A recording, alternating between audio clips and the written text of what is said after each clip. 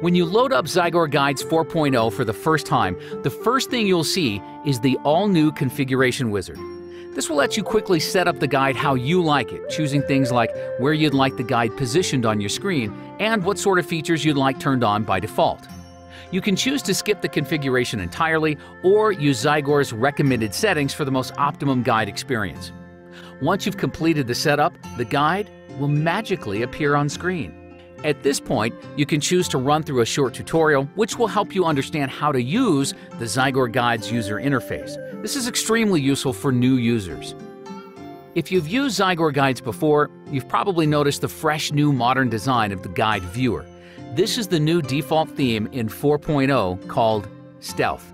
It's intended to be a cleaner, simpler interface that brings the important elements to the front and minimizes the clutter.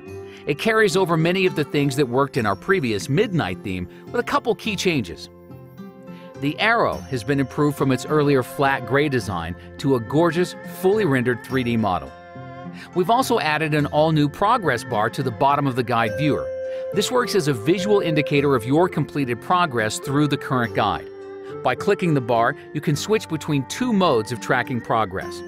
The first being by how close you are to completing all the steps in the guide, and the second being by how close you are to being ready to skip ahead to the next guide based on your character's level and experience.